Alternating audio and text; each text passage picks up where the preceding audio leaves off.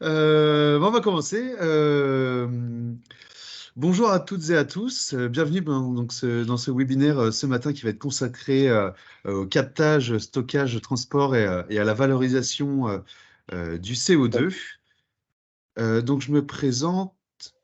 Je suis Raphaël Sanchez. Je suis en charge du programme Prospective Industrie. Notamment, c'est un programme interrégional qui est déployé aujourd'hui dans 6 régions en France et qui est destiné à capter les signaux faibles et à étudier la prospective et les transformations en cours dans l'environnement des industries manufacturières et en particulier les industries mécaniques et métallurgiques. Et dans le cadre de ce programme, nous animons avec le CETIM des webinaires qui sont dédiés plutôt aux opportunités marché. Et donc ce matin, je suis accompagné d'Asna Embarki, qui va nous présenter ce sujet sur le captage, stockage, transport et valorisation du CO2. Donc en fait, ce webinaire va durer on va dire une présentation d'une quarantaine de minutes. Et puis après, nous aurons un temps d'échange et de questions pour terminer. Vous pouvez d'ores et déjà, lors de la présentation, noter vos questions dans la partie conversation. On y répondra à la suite. Ce webinaire également est enregistré et il sera disponible et diffusé via notre site internet Prospective Industrie et via notre page LinkedIn, Prospective Industrie du même nom. Juste pour le confort de tous, je vais vous juste demander de couper vos micros. Et puis voilà, hein. Donc, Asna, je te laisse te présenter, je te laisse la parole pour cette matinée. Merci Raphaël. Alors, bonjour à tous et à toutes. Merci d'être présents aujourd'hui à ce webinaire. Donc, je suis Asna Embarki. Je travaille au CETIM. Je m'occupe de la veille sur les matériaux et les traitements de surface et également sur des nouveaux sujets qui tournent par exemple autour du CO2. Donc, aujourd'hui, on va parler Ça devrait aller. du CO2, pardon. Ah. On va parler du CO2 et c'est un sujet qui est très large, hein, donc on va peut-être pas entrer en profondeur dans tous les sujets autour du CO2. Néanmoins, je vous invite et vous aurez une liste à la fin de la présentation de quelques dossiers de veille qui ont été faits ici au CETIM et vous pouvez aller les télécharger dans la Mécatech. Donc, pour commencer, donc la chaîne de valeur, hein, du CO2. Donc, tout le monde le sait, hein, on a des pollueurs qui vont émettre donc du CO2 et on va retrouver principalement les procédés dans les industries, tout ce qui est production d'électricité, aussi dans la sidérurgie et les cimenteries, et bien sûr dans l'air. Donc l'idée, c'est de venir capter ce CO2 en utilisant différents moyens, différentes technologies qu'on va voir par la suite. Et après ça, on a deux possibilités, soit de le stocker ou soit d'utiliser ce CO2 comme matière première et donc de le convertir en produit qui pourrait être par exemple des fuels ou bien dans l'alimentation ou encore en produits chimiques, etc. On va voir après quelques exemples. Donc, le CO2, oui, c'est un enjeu majeur parce que voilà, il y a eu l'accord de Paris qui a fixé des objectifs et pour pouvoir atteindre ces objectifs, il va falloir travailler dur. Donc, pour pouvoir limiter à 1,5 degrés Celsius, voire 2 degrés, il va falloir capter énormément de CO2 dans l'atmosphère ou bien dans les fumées industrielles. Et le GIEC estime qu'il faudrait capter de 5 à 10 gigatonnes de CO2 par an pour pouvoir compenser les émissions résiduelles. Il y a beaucoup de pays qui sont impliqués dans cette capture du CO2. Aujourd'hui, plus de 121 pays qui ont des objectifs de zéro émission nette en CO2 d'ici 2050. D'ailleurs, on Astin, peut j'ai l'impression voir. que tes slides ne défilent pas. C'est vrai? Ah, Je sais pas si c'est pareil chez les autres. et là? Raphaël? Voilà, c'est bon. Ah, ok. Donc j'en étais à là, je suis désolée. Donc, comme je disais, voilà, il y a beaucoup d'investissements autour de ce sujet. Et donc, pour pouvoir atteindre les objectifs de l'accord de Paris, il faudrait environ de 70 à 100 installations par an de captage de CO2 pour pouvoir atteindre ces objectifs. Et on peut voir d'ici déjà que depuis 2020 à 2021, il y a eu déjà beaucoup d'augmentation d'installations, notamment en développement nouveau. Ici, c'est pour vous donner un aperçu de où se situent à peu près ces projets de captage de CO2. On a les États-Unis qui sont bien avancés dans cette technologie.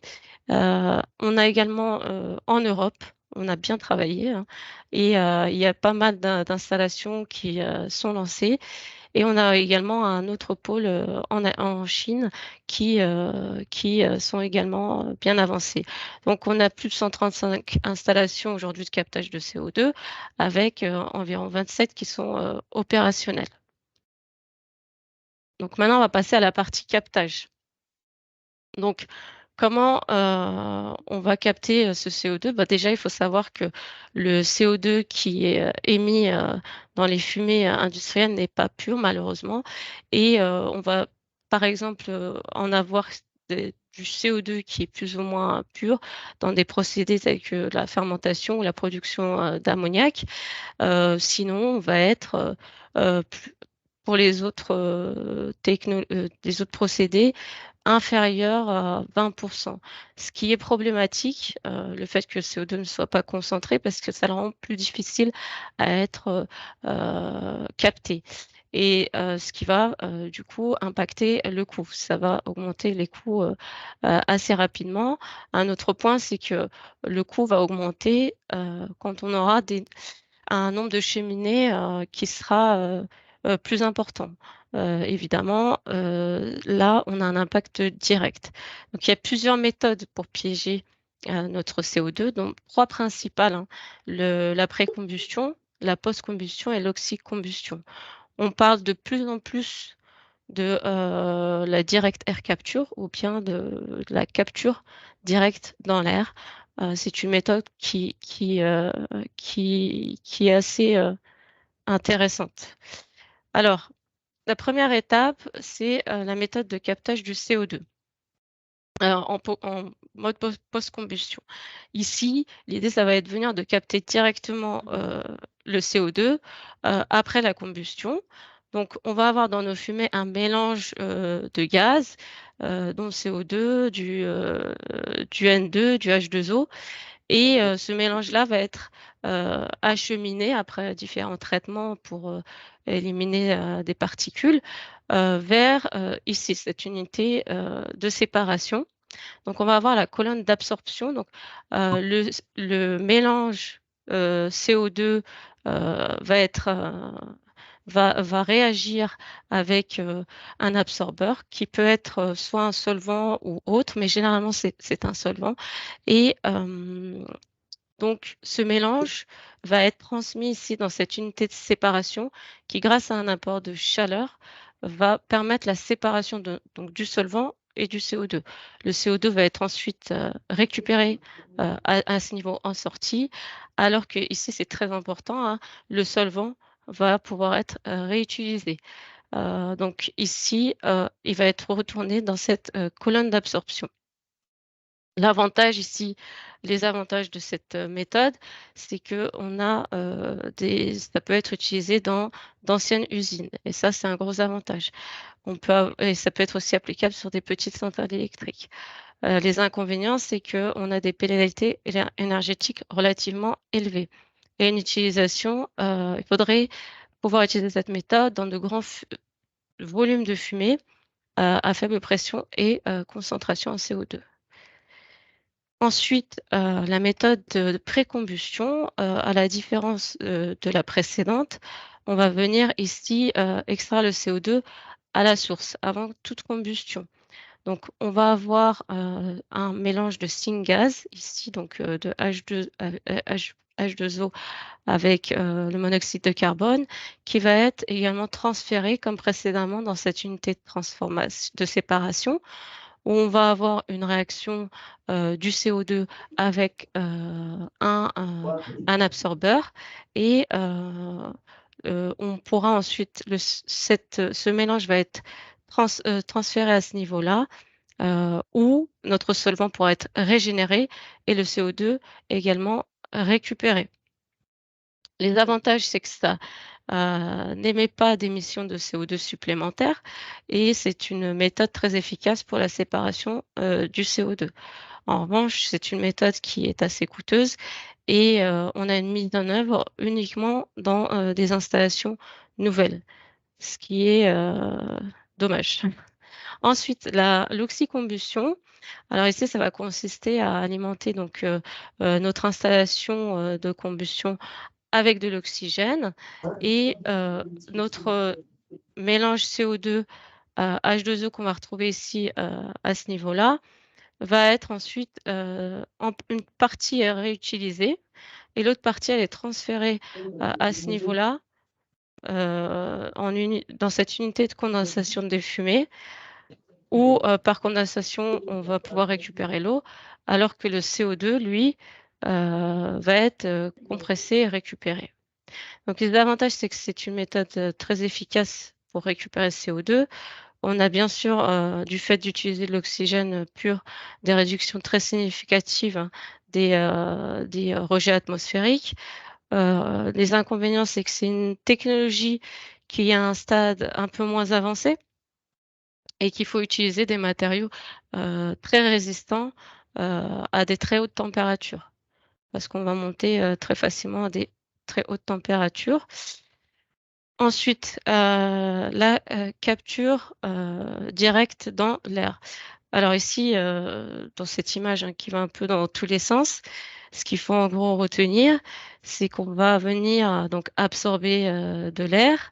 Au niveau de cet absorbeur, on va avoir le CO2 qui va être capté et qui va ensuite être précipité grâce à l'utilisation d'une base forte qui par la suite, par calcination, va permettre de récupérer le CO2. Donc on va avoir des montées de température qui vont être supérieures à 900 degrés. Et donc l'avantage ici de cette technique, je dirais qu'on a une facilité de déploiement et puis en plus ça peut être déployé dans divers lieux. Et on a une utilisation au niveau du sol assez faible. Si on compare par exemple aux panneaux photovoltaïques, où là on a besoin d'un large espace.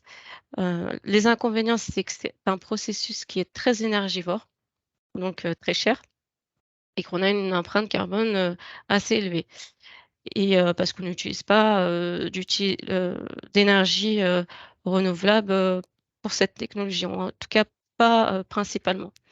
D'ailleurs, au niveau des coûts, ce qu'on peut dire, c'est que l'objectif, il était au départ de $100 par tonne de CO2, mais aujourd'hui, on est actuellement autour de 400 à 700 $ par tonne. Donc, ce qui est énorme. Et il faut également beaucoup réfléchir à la mise à l'échelle de cette technologie. Là aussi, donc c'est quelque chose auquel il faudra apporter des éléments de réponse. Et pour pouvoir jouer sur le coût, alors beaucoup sont en train de réfléchir à la suppression hein, de gros équipements comme par exemple la suppression de l'exigence des ventilateurs dans le refroidissement par air passif, puisque c'est ce qui coûte actuellement le plus cher dans cette méthode. Et l'idée, voilà, ce serait de trouver une solution pour ne pas utiliser ces ventilateurs pour pouvoir réduire les coûts et pour rendre cette méthode qui est très appréciée pour sa facilité d'utilisation, mais qui malheureusement pour l'instant coûte assez cher, et aussi réfléchir à l'utilisation d'énergies renouvelables pour réduire son empreinte carbone. Voilà. Alors ici, on a un panel de toutes les, pas toutes, mais en tout cas une grande partie des technologies qui peuvent être utilisées dans le captage du CO2. On va avoir donc l'absorption qui va être soit chimique, soit physique, avec différentes utilisations de produits. On va utiliser beaucoup les amines qu'on va retrouver dans certains démonstrateurs. On va avoir la cryogénie, donc avec des températures assez basses, de l'ordre de moins 50 degrés, il me semble. On pourra également utiliser la séparation membranaire, ou encore l'absorption, qu'elle soit chimique ou physique. Et en dernière technologie, on a également le chemical looping, donc la combustion en boucle chimique, qui va consister à utiliser des porteurs d'oxygène qui vont aider à la combustion lors de la combustion. Donc voilà, c'est un peu, je ne rentre pas forcément dans les détails. Si vous voulez plus d'informations, il y a la source, et qui nous donne un peu un aperçu de tout ce qui est fait en ce moment, donc beaucoup, beaucoup de choses. Au niveau de la maturité de ces technologies, alors quand on a les technologies de première génération qui vont se situer entre un TRL7 et un TRL9, on va retrouver les solvants amides, qui sont d'ailleurs utilisés dans le démonstrateur chez ArcelorMittal à Dunkerque, qui en collaboration avec l'IFPEN, ont développé un procédé DMX, donc qui va utiliser des amines.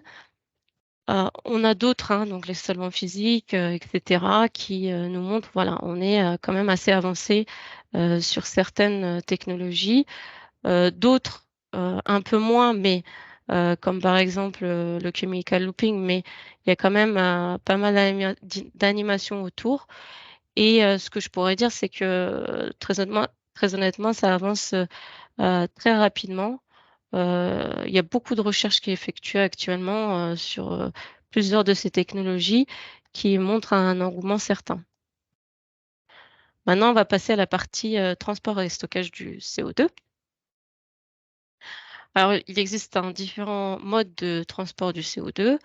On va avoir principalement donc 4 modes, par pipeline, par camion, par train et par navire. Et donc, le processus le plus mature, c'est bien le transport. Aujourd'hui, dans cette chaîne de valeur du CO2, et on utilisera principalement le train ou les camions quand on va utiliser de faibles quantités de CO2. Quand on va transporter des quantités beaucoup plus larges, on va privilégier le pipeline et les navires. Voilà. Donc en termes de coût et de maturité de ces technologies, donc au niveau du coût, le Global CCS Institute estime qu'il faudrait, on a des coûts qui vont de 20 à 70 $ par tonne de CO2, qui va inclure l'ensemble compression, transport, stockage et puis suivi du stockage. Et pour pouvoir avoir un coût de stockage assez faible, il y a certaines conditions qui doivent être réunies. Donc le réservoir géologique, il doit être bien connu. On doit disposer également d'équipements qui sont réutilisables, et bien évidemment, et puis je dirais quasiment importante aussi, c'est la source de CO2 qui devrait être proche du réservoir. Au niveau de la maturité, on va avoir le pipeline qui est le moyen de transport le plus mature, je dirais. C'est déjà actuellement utilisé pour transporter des gaz et puis en moindre quantité du CO2. On utilise au niveau du stockage la récupération assistée du pétrole et est déjà utilisé depuis très longtemps. C'est quelque chose qu'on sait très bien faire et qui permet donc d'avoir une maturité importante. Voilà, c'était ce que je voulais dire. Maintenant, au niveau des modes de transport du CO2. Alors le CO2, ici, ce qu'on peut voir au niveau de ce diagramme de phase du CO2, c'est que ce qu'il faut retenir, c'est que si on va utiliser un moyen de transport par pipeline, on va devoir être sur du CO2 supercritique. Donc à des températures supérieures à 30 degrés et des pressions supérieures à 72,9 bars. Alors que sur les autres moyens de transport, on va être sur du CO2 plutôt liquide. Et donc le choix du mode de transport, il va dépendre principalement donc de la distance et de la quantité de CO2 qu'on va transporter. On peut voir ici au niveau de ce schéma que quand on sera sur des longues distances, donc 2000, 3000, 4000 km, on va favoriser le transport par navire, alors que sur des distances inférieures, de l'ordre de 300, 500 km, on va être sur du pipeline. Et selon les experts, pour pouvoir donc favoriser donc, le transport par pipeline et qui soit beaucoup moins cher, il faudrait avoir un flux de CO2 qui soit supérieur à 5 millions de tonnes par an et une durée de projet qui soit supérieure à 20 ans, avec bien sûr une distance inférieure à 500 km. Donc puisqu'on a des phases de température et de pression qui sont différentes en fonction de l'état du CO2, on va avoir donc des phases différentes des systèmes différents pour le transport par pipeline et par navire. Pour le transport par pipeline, on va avoir des systèmes de compression, des systèmes de pompage, des boosters également utilisés dans des pipelines de longue distance qui va favoriser un maintien de la température et de la pression constante tout au long du transport. C'est très important parce que le pipeline est très sensible au CO2. Alors que le transport par navire, lui, puisqu'on va être sous forme liquide, on va utiliser un système de liquéfaction, des systèmes de stockage temporaire du CO2 et ensuite des pompages pour injection. Ici, on a un exemple pour montrer la sensibilité du pipeline, même si c'est le moyen de transport le plus mature. On voit que le CO2, le pipeline, au moindre défaut, on va avoir une détente brusque et qui va entraîner une propagation rapide du défaut jusqu'à un éclatement impressionnant. On peut le voir ici sur cette image où d'un pipeline fermé, il s'ouvre complètement le pipeline. Donc ça, c'est des situations auxquelles il y a beaucoup de réflexions autour pour pouvoir justement apporter des solutions. Ensuite, le transport maritime du CO2. Donc, on a 3 concepts pour ce transport. Aujourd'hui, ce qui est utilisé, on va avoir la moyenne pression, donc entre 15 et 20 bar à moins 30 degrés. C'est une technologie qui est mature avec une utilisation depuis très longtemps. On va avoir en revanche une limitation de la taille des réservoirs, donc des réservoirs assez petits, et c'est ce qui est actuellement utilisé pour le projet Northern Lights, que je vais montrer un aperçu juste après. Et ensuite, on a 2 autres concepts qui sont un petit peu en compétition, je dirais, où on va avoir la basse pression, on va être entre 7 et 10 bar à moins 50 degrés. Donc c'est un fonctionnement qui est nouveau et va permettre d'utiliser des réservoirs beaucoup plus grands et donc réduire les coûts d'exploitation. D'expédition. On a un problème, c'est que on aura une augmentation des coûts de la liquéfaction du CO2 sur ce concept-là. Et finalement, en concurrence, on a la haute pression. Donc, on va être entre 40 et 50 bars avec des températures au-dessus de 0 degré. Donc, ça, c'est nouveau et ça va permettre de réduire les coûts. Et c'est surtout envisagé pour des projets de déchargement en mer. Ici, donc, c'est le projet Northern Lights dont je vous avais parlé précédemment, qui va regrouper en fait plusieurs collaborateurs, dont 3 grands acteurs, Total, Shell et Equinor, et qui va donc impliquer beaucoup de pays. On va avoir ici, l'objectif, c'est d'aller récupérer donc le CO2 au niveau des sites de captage et d'aller ensuite le stocker. On parle de 1,5 million de tonnes de CO2 par an pendant 25 ans de stocker donc dans l'océan, dans des formations de stockage des aquifères salins. Voilà. Alors, pour vous montrer un peu, avoir une vue d'ensemble de ce projet, donc ici, on a les navires qui ont récupéré le CO2 et qui a été ensuite déchargé et transporté via des pipelines, hein, sur de longues distances et ensuite injecté sous mer à des profondeurs à environ, je crois, il me semble, c'est 2600 mètres de profondeur. Toujours dans ce projet, alors, de transport maritime actuel, on transporte le CO2 via, pour l'industrie alimentaire, via 5 navires qui sont construits actuellement. On va être dans des conditions de pression moyennes et le problème, c'est qu'on a des volumes qui sont limités. Actuellement, c'est entre 900 et 1850 mètres cubes, ce qui va rendre difficile le transport de grosses quantités. Donc, dans ce projet, on inclut la construction de 2 navires, donc d'une longueur de 130 mètres, avec des réservoirs beaucoup plus grands et qui vont être utilisés dans des pressions entre 15 et 18 bars aux mêmes températures, mais le volume sera beaucoup plus grand, 7500 mètres cubes. Voilà. Donc maintenant, au niveau du stockage du CO2, il y a principalement 3 moyens de le stocker.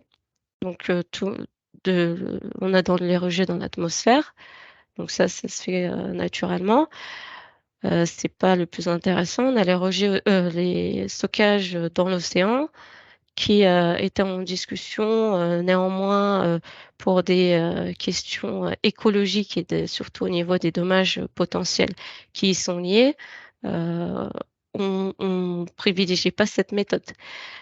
On va surtout parler du stockage géologique, hein, qui va fonctionner sur du long terme avec de grandes capacités de stockage allant de 200 à 2000 gigatonnes de CO2 dans le monde. Donc, c'est celui-ci qui est privilégié aujourd'hui pour stocker le CO2. Alors, on a principalement 2 méthodes de stockage géologique du CO2. On va avoir donc l'injection de CO2 critique dans les formations sédimentaires, où on va donc venir injecter le CO2 à une certaine profondeur. Et il faut qu'il y ait une couche qui puisse retenir le CO2 pour pas qu'il s'échappe évidemment. Et le deuxième moyen, donc c'est la carbonatation de roches par injection d'eau chargée et de CO2. C'est une méthode développée par Carbfix. Et là, le CO2 il va être dissous dans l'eau et dans un réservoir basaltique où il va réagir avec la roche et former ici à ce niveau-là des carbonates qui vont perdurer dans le temps. Voilà. Toujours au niveau du stockage géologique, on a différentes options. La première, donc, c'est les aquifères salins. On va avoir donc qui vont contenir donc de l'eau salée non exploitable. La deuxième, ça va être les réservoirs de pétrole et de gaz en fin d'exploitation. Ensuite, on pourra utiliser le stocker aussi, utiliser CO2 pour la récupération assistée d'hydrocarbures. Ça, on sait très bien le faire. Également, le stocker dans les veines de charbon profondes, non exploitables. Utiliser le CO2 pour récupérer du méthane dans les veines de charbon et d'autres options comme le basalte et certaines autres cavités. Donc on a plusieurs moyens de stocker le CO2. Il y a beaucoup d'études qui sont faites actuellement pour évaluer les risques et étudier les sols pour pouvoir déterminer des zones de stockage. Là, d'ailleurs, on peut voir, on a une vue d'ensemble de la capacité de stockage dans le monde. On va avoir tout ce qui est en bleu, c'est les bassins oil and gas, et tout ce qui est en orange, ce sont les aquifères salins profonds. En France, on a surtout des aquifères salins. Il y a des études qui ont été lancées pour évaluer en France des sites de stockage du CO2. Donc, le cas des aquifères salins et marins. Alors, donc les aquifères salins, ils vont comprendre des formations géologiques qui vont être constituées de roches perméables à l'eau et qui vont être saturées de saumure. On va avoir des conditions qui doivent être respectées, notamment hein, de stabilité. Et ici, on a un exemple d'un stockage dans un aquifère salin à environ 800 mètres de profondeur où le CO2 est injecté. Et il va pouvoir être donc stocké dans ces cavités-là. Donc, comme je l'avais mentionné précédemment, on a aussi le cas des réservoirs de pétrole et de gaz épuisés. Donc là, on va utiliser le CO2 pour pouvoir récupérer ce qui reste en pétrole et en gaz qui sont un peu entre guillemets coincés au fond pour pouvoir ensuite le récupérer. Donc c'est vraiment là faire les fonds de ce qui reste et ça permet donc de récupérer à la fois du pétrole ou du gaz et de stocker le CO2.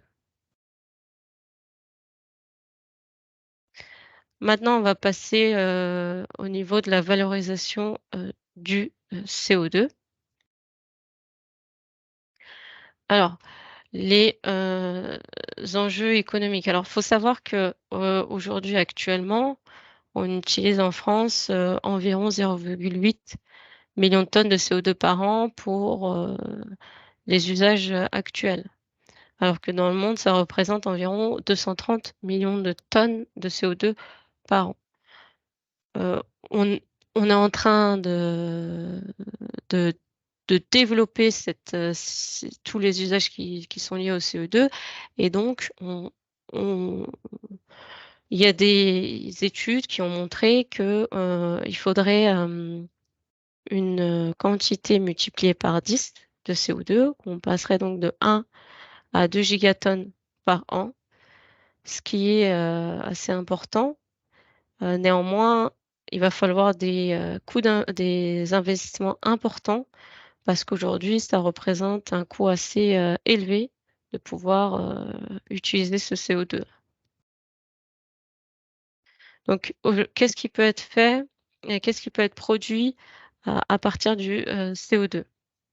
Alors, il y a plusieurs produits qui peuvent être obtenus et on va avoir principalement 5 catégories. Les produits ici chimiques et les matériaux, ce qui va représenter la plus grande partie. Donc, on peut faire plusieurs choses, hein, l'urée, etc.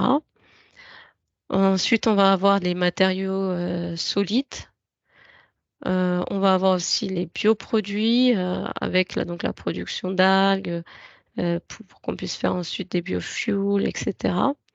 On va avoir des combustibles hein, qu'on connaît déjà, donc le diesel, le méthane, etc. Et enfin, les combustibles et les produits chimiques. qui vont permettre de faire par exemple de l'éther ou bien des alcools. Donc, il y a plusieurs choses qui peuvent être, plusieurs produits qui peuvent être obtenus à partir du CO2, qui sont soit déjà utilisés depuis très longtemps ou qui sont en cours de développement. Alors, les technologies de transformation du CO2. Alors ici, on a une vue un peu d'ensemble. Je ne veux pas forcément rentrer dans tout, mais l'idée, c'est de comprendre qu'on a deux voies qui sont développées aujourd'hui. On a une partie qui est la voie biologique, qui va utiliser soit la photosynthèse ou pas la photosynthèse.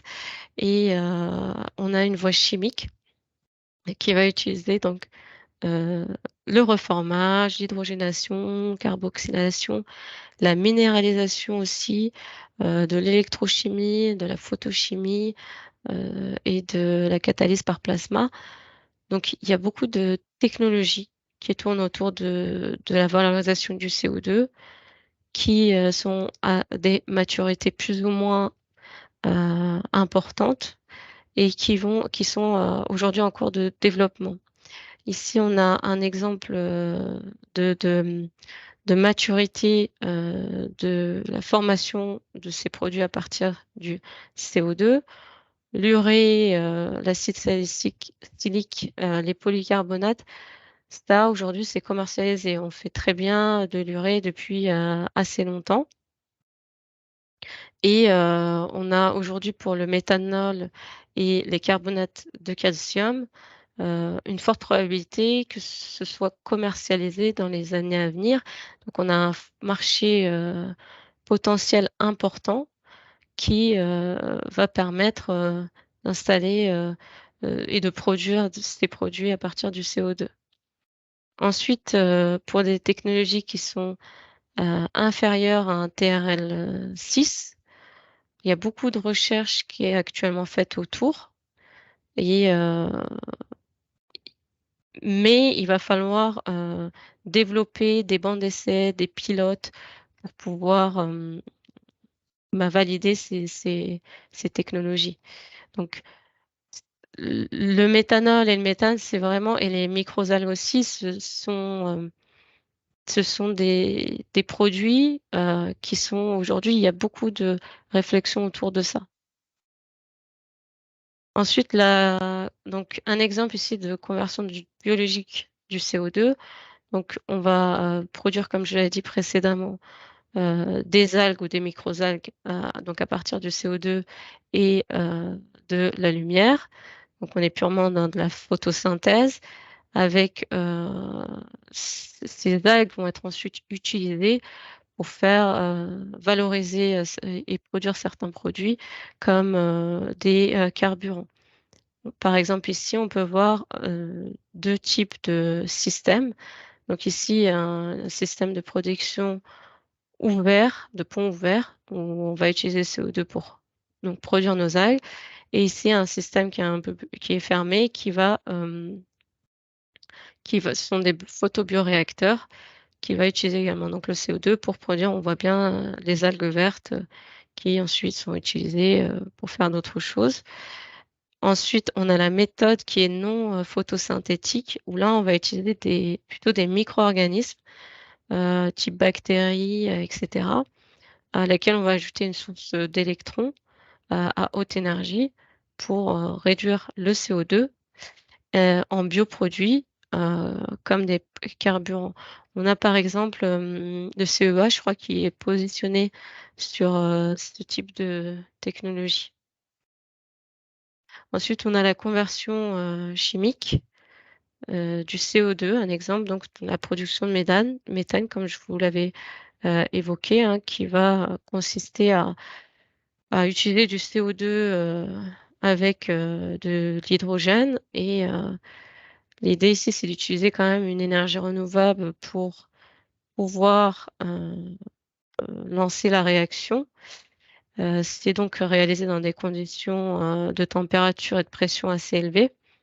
Et on a la nécessité d'un catalyseur ici pour faciliter la réaction. On a aussi, comme c'est une réaction qui est exothermique, eh ben, on va pouvoir réutiliser la chaleur qui est dégagée et donc avoir une sorte de cycle fermé sans utiliser donc la chaleur qui devrait être perdue. Ensuite, on a la production d'hydrocarbures, donc là, à chaîne supérieure à C2, à partir du CO2, où on utilisera la synthèse de Fischer-Tropsch. Alors, c'est un processus chimique qui va convertir donc notre syngas en hydrocarbures à travers plusieurs étapes. Elle est utilisée déjà depuis très longtemps, elle est très très bien maîtrisée, il n'y a pas de souci à ce niveau-là. En revanche, lorsqu'il s'agit d'utiliser cette technologie et d'intégrer un CO2 renouvelable, donc c'est ce sur lequel il y a de la recherche actuellement, on est à des TRL 5 sur ce genre de projet. C'est beaucoup moins mature donc par rapport à l'utilisation de matières premières non renouvelables comme gaz naturel et charbon, etc. Donc il y a du travail qui est effectué aujourd'hui pour pouvoir optimiser ce genre de synthèse. Ensuite, on a un exemple ici d'un projet européen qui va convertir le CO2 en formiate. Donc c'est une étape intermédiaire pour pouvoir ensuite fabriquer des polymères. Donc c'est un démonstrateur ici qui est situé en Belgique avec un TRL 6 et qui va utiliser une conversion ici électrochimique du CO2. Ensuite, donc voilà, l'idée c'est vraiment de valoriser par l'utilisation d'électricité renouvelable ce procédé. Ils ont également, au cours de ce projet, développé des catalyseurs pour faciliter cette conversion du CO2. Et c'est l'un des principaux aussi points qui est, si on regarde à peu près les autres technologies, c'est un investissement important au niveau de la recherche dans les catalyseurs qui vont permettre d'optimiser ces réactions. Ici, on a l'exemple de l'Allemagne qui propose donc un ensemble de projets pour convertir le CO2 en carburant. Et ce qui est intéressant donc avec cet exemple-là, c'est qu'ici, ils utilisent donc la capture directe dans l'air, technologie développée par Climeworks, qui va donc consister à capter le CO2 et ensuite, dans cette unité-là qu'on voit, il y a une réaction de coélectrolyse simultanée du CO2 qui va permettre de produire donc de l'hydrogène et du monoxyde donc de carbone, qui va ensuite, à travers la réaction de Fischer-Tropsch, produire du pétrole synthétique et ensuite, après traitement, obtenir nos carburants. Donc, ce qui est intéressant avec cet exemple-là, c'est que, comme je vous l'avais expliqué précédemment, la capture directe dans l'air, c'est une technologie qui peut être localisée n'importe où. Et ça, c'est un exemple qu'on peut bien voir, c'est vraiment une unité voilà, qui est positionnée un peu n'importe où. Et l'idée, ce serait d'en développer plusieurs et de les positionner où c'est possible et de pouvoir ensuite récupérer du pétrole. Donc on va terminer ici avec la minéralisation du CO2. Alors typiquement, il y a deux types de processus pour minéraliser le CO2, une directe et indirecte. Je vous avais parlé précédemment de l'injection l'injection du CO2 donc dans les roches basaltes pour le minéraliser. Donc celle-ci, c'est celle qui est directe, qui prend du temps. Et nous, on va s'intéresser plutôt à la minéralisation indirecte, donc qui va consister à convertir les matières premières minéralisées donc en produits intermédiaires. Donc grossièrement, faire réagir du CO2 avec des oxydes alcalins, donc du CaO ou du MgO, et produire donc des carbonates. Ce carbonate, ensuite, lui, va être utilisé pour, par exemple, va être utilisé en tant que matière première pour, par exemple, faire du ciment. Donc ça, c'est des projets qui sont encore à un stade assez précoce, mais qui va permettre également d'apporter une nouveauté, hein, parce que c'est vraiment nouveau et on espère que ça puisse aboutir à quelque chose. Donc voilà, je pense, ici on a un petit listing de ce qui a été fait un peu autour du CO2 au CETIM. Donc je vous invite à aller télécharger ces dossiers de veille ou notes de veille et vous trouverez des informations plus en détail, parce que là c'est vrai qu'on n'est pas rentré dans les détails, c'était vraiment pour vous donner une vue d'ensemble. Donc si vous souhaitez approfondir le sujet, n'hésitez pas à aller télécharger nos dossiers de veille dans notre mécathèque au CETIM. Donc voilà, c'est terminé de mon côté. Si vous avez des questions, je vous écoute. Merci beaucoup, Asna, pour cette présentation. Du coup, on va passer aux questions. Il y a déjà quelques questions qui ont été posées dans la rubrique Attends, conversation. La ok. première, ça vient de Géraldine Bourbonneux. Y a-t-il une exigence ATEX sur le transport du CO2? Euh, Alors, par- oui, vas-y, pardon, je vas-y. te laisse. Non, j'allais juste dire que je ne saurais pas répondre à cette question dans le détail. Je sais que non, je suis désolée, je saurais pas répondre à ça. Très bien. Euh, il y a Ah, une deuxième question qui est Peut-être- faite. Oui, Pardon, vas-y. Oui, vas-y, Asna. non, j'allais dire peut-être que Laurent voulait ajouter un. non, enfin, j'ai commencé à regarder un petit peu. Effectivement, l'INERIS regarde ce sujet-là et la réponse serait plutôt oui à la question.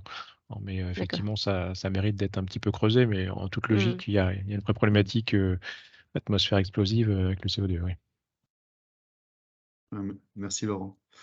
Une deuxième question qui vient de Manuel Veloso qui nous demande si le captage par biomasse, en particulier les algues, s'il est étudié, quel est son niveau de maturité technologique et si oui, est-ce qu'on a une idée du coût à la tonne du CO2 capté Alors, par cette euh, technique? alors oui, c'est étudié. Alors maintenant, je vais vous inviter à aller regarder dans les notes de veille qui ont été faites au-dessus de veille, où vraiment c'est plus détaillé sur le sujet. Maintenant, je pense pas que ce soit des TRL très élevés. Là, vraiment, les technologies dont on parle beaucoup, c'est voilà, hein, c'est les amines, l'utilisation de ce type de, de technologie ou bien la cryogénie, etc. Mais je sais qu'on a fait une étude là-dessus, donc je vous invite à aller regarder dans la mécathèque. Très bien, merci. Euh, Une autre question qui vient de Sébastien Vattel. Existe-t-il une technique pour capter du CO2 à très faible débit pour des très petites installations? C'est une très bonne question. Alors, oui, qui bien sûr, alors aujourd'hui, non, on est vraiment sur des grosses installations. Après, peut-être qu'on va envisager par rapport ça va dépendre hein, de la concentration du CO2. Il y a plusieurs facteurs à prendre en compte, mais je sais qu'on le souhaite. Beaucoup de petites installations aimeraient, mais pour l'instant, c'est vraiment envisagé pour des grandes installations. Très bien. Une autre question plutôt sur le stockage géologique avec Benoît Couturier qui nous demande justement c'est quid des conflits d'usage justement entre le stockage géologique avec les demandes de stockage en hydrogène? Alors, oui, je pense que si Bertrand il avait été là, il aurait pu peut-être y répondre, mais en tout cas, oui, je saurais pas donner une réponse exacte à cette question-là. Ce qu'on peut en dire, c'est qu'effectivement, les industriels de l'hydrogène envisagent parmi les différentes solutions de stocker de manière géologique de l'hydrogène. Donc effectivement, on peut imaginer qu'il y ait à un moment donné un conflit entre ces différentes sociétés. Il y a notamment Storengy qui travaille beaucoup sur le sujet. Je vais vous mettre un lien dans le chat. Merci pour cette précision, Laurent. On continue. Sabine Vache qui nous demande concernant la conversion biologique, si le CO2 est-il celui de l'air ou c'est du CO2 qui est enrichi, Non, c'est du concentré, capté ou transporté. Oui, c'est du CO2 qui est concentré, donc il a été préalablement capté et transporté et ensuite utilisé. Oui. Donc il est concentré, effectivement. Bien, super. Et une dernière question du chat. Après, les autres participants pourront aussi poser leurs questions directement. Monsieur Richard Brunet qui nous demande justement, qui te déjà remercie pour cet excellent aperçu en 45 minutes. Et il demande si vous aviez analysé les technologies qui ne sont pas matures et qui nécessiteraient en particulier justement le focus des industriels pour l'accélération de ces technologies, et en particulier pour l'industrie mécanique. Donc concrètement, toutes les technologies qui sont en cours de développement et qui nécessitent justement ce développement post-industriel. Il y a des choses qui ont été faites. On a regardé des technologies, peut-être moins dans le détail, moins en profondeur, ce type de technologie, mais je pense qu'on a quand même un panel qu'on a bien regardé. Et je vous invite là à aller regarder et télécharger nos dossiers si vous voulez plus d'informations là-dessus. Voilà. Très bien, bon, donc là, on a fait le tour des questions qui étaient posées dans le chat. Est-ce que d'autres et pour compléter ce que participants... vient de dire Asna, Oui. si je me permets, effectivement, c'est aussi l'objet de cette veille sur le CO2, de récupérer vos inputs sur les points particuliers, notamment les composants mécaniciens que vous verriez sur la chaîne de valeur CO2 et sur lesquels on pourrait focaliser un futur dossier de veille cette année ou l'année prochaine. C'est ça, exactement. Là, l'idée, c'était vraiment de rentrer dans le sujet du CO2 et dans nos prochaines veilles, on va vraiment cibler les composants qui sont utilisés dans ces technologies.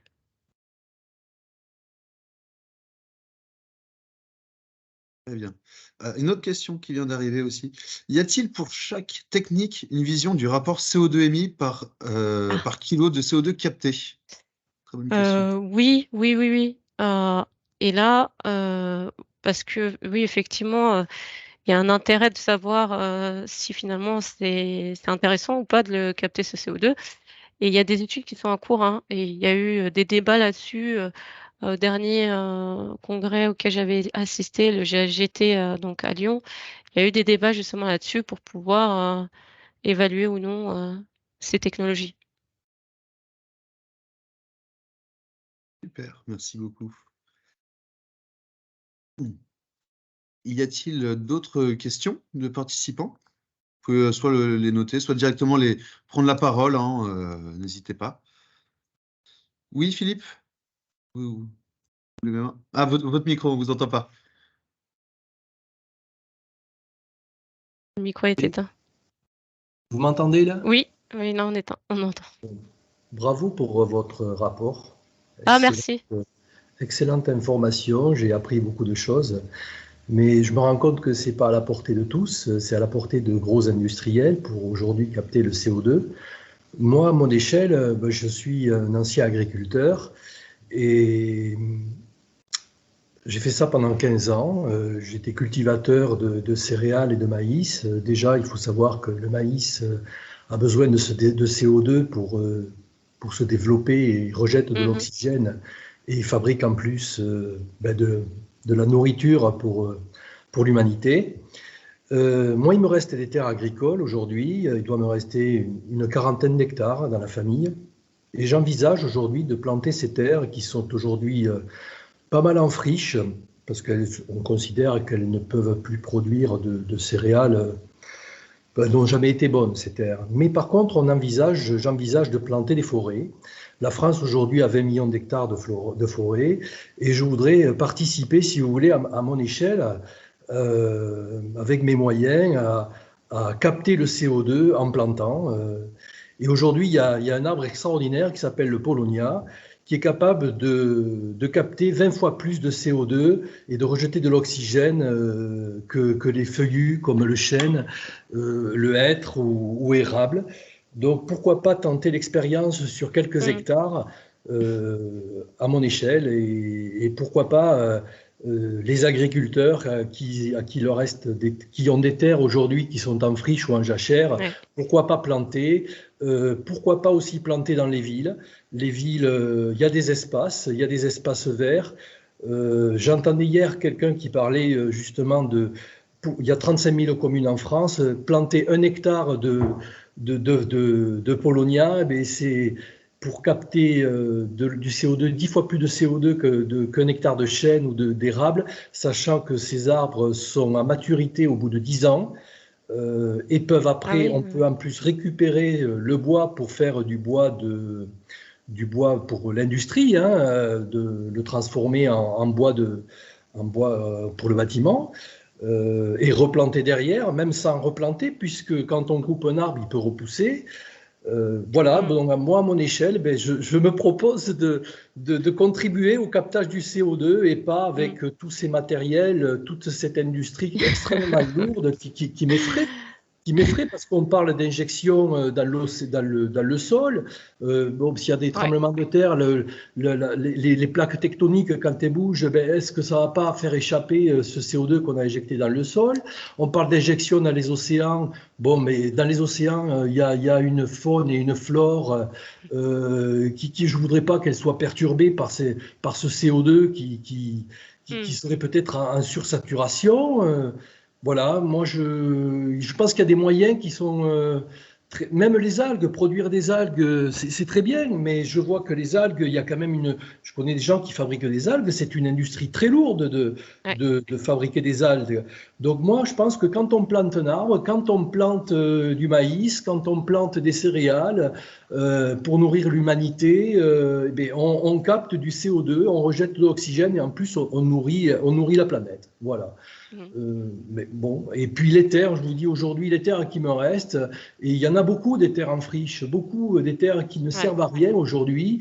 Elles peuvent recevoir des arbres, sachant que ces arbres poussent en plus dans des conditions, dans des terres qui ne sont pas tellement favorables aux cultures et pourraient dépolluer en plus les sols en captant les métaux lourds. Donc je trouve ça extraordinaire, moi, pour des coûts qui sont relativement bas. Voilà, mais j'ai beaucoup appris dans votre rapport. Merci. Je vous en remercie beaucoup, ça m'intéresse. Voilà. Merci.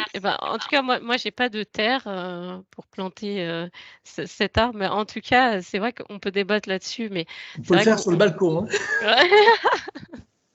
J'ai pas de balcon. Et donc, non, mais c'est vrai que je pense qu'on doit tous faire un effort à notre échelle et faire ce qu'on peut faire.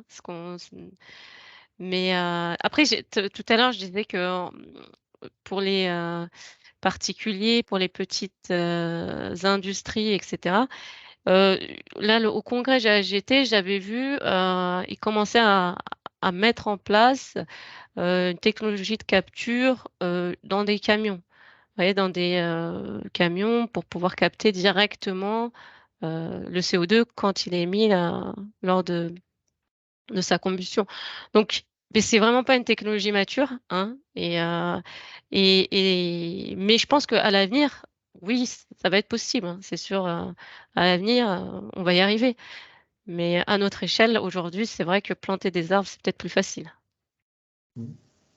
Non, mais la forêt française, vous voyez, là, il y a eu les incendies de 2022 dans les Landes, et on a perdu 40 à 50 000 hectares de forêt. Le pin, c'est un capteur de CO2, mais pas énorme par rapport à un feuillu comme le chêne ou le hêtre ou le robinier. on pourrait essayer, expérimenter avec des arbres, parce que bon, la forêt des Landes est bien gérée, si vous voulez, bien suivie. Donc il y a des gens qui sont tout à fait capables, à mon sens, de planter des arbres pour capter du CO2, produire après du bois pour du bois d'œuvre, et bien gérer la forêt à titre expérimental. Sur ces forêts qui ont brûlé, s'il faut replanter, pourquoi pas essayer? Voilà. Et partout en Europe et dans le monde, même dans des zones, des pays où des terres ne sont pas très propices pour les cultures, je vous dis, je suis sûr qu'on peut planter des arbres. Voilà. Et dans les villes aussi. Dans les villes, on peut planter. Le catalpa, c'est de la famille du Paulownia. Il y a pas mal de villes pour décorer, qui plantent pour faire de l'ombre, qui plantent du catalpa. J'en ai vu, pourquoi pas essayer avec du Paulownia, quoi, s'il est si miraculeux que ça pour capter le CO2 et rejeter de l'oxygène. Voilà. Oui. Bon, mais je sors peut-être un peu du sujet, hein, je m'excuse, mais bon, c'est mon expérience d'agriculteur qui parle. J'ai fait ce métier pendant 15 ans, que j'ai beaucoup aimé. Aujourd'hui, je suis dans l'industrie, je fabrique des machines agricoles et on rejette du CO2 quand on fabrique aujourd'hui. C'est ça. Donc c'est pour ça, quand je vois toute cette industrie énorme et très lourde pour capter, transformer, transporter et injecter, ça m'effraie. Ça fait un peu, oui. Parce que cette industrie, elle sera consommatrice enfin, elle va rejeter du CO2 quand on va fabriquer cette industrie pour capter le CO2. Oui. Mais bon, c'est intéressant, c'est très très intéressant. Non, mais merci, parce que moi, vous m'avez appris là, le Paulownia, je regardais un peu plus, je ne savais pas. Oui. Mais il n'y a pas que. Il y a les arbres feuillus font leur boulot, hein, le chêne, le hêtre, l'érable, la forêt. La forêt, c'est très important. Mais nous, en France, on gère très très bien notre forêt. Hein. On a 20 millions d'hectares, hein, et on a autant de forêts qu'au Moyen-Âge. Ce qu'il faut savoir, c'est qu'avant, on utilisait beaucoup de bois pour construire, donc on avait besoin de forêt. Oui, oui. Et aujourd'hui, on replante beaucoup. Mais peut-être pas les arbres à fort potentiel de captage de CO2. Voilà. Merci beaucoup Philippe pour ce témoignage. Oui, merci à vous. Très pertinent. Effectivement, le meilleur CO2, c'est celui qui n'est pas émis, hein, comme l'énergie. Ouais. Y a-t-il d'autres questions? Sinon, on va arrêter là. Je ne sais pas s'il y a des dernières interventions ou questions qui veulent être posées. Oui.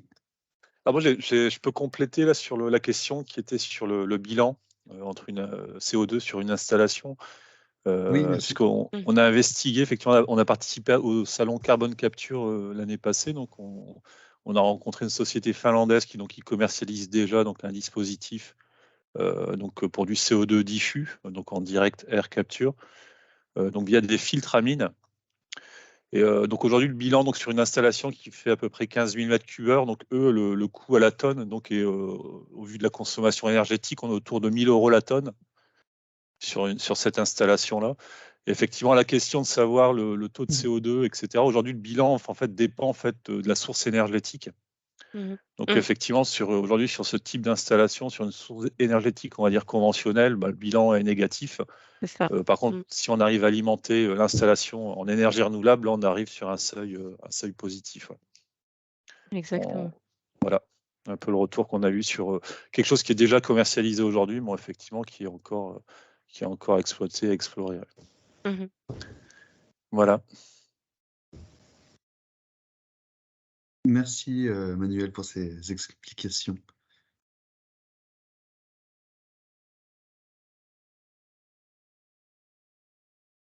Dernière intervention, s'il n'y a pas d'autres questions ou d'autres interventions.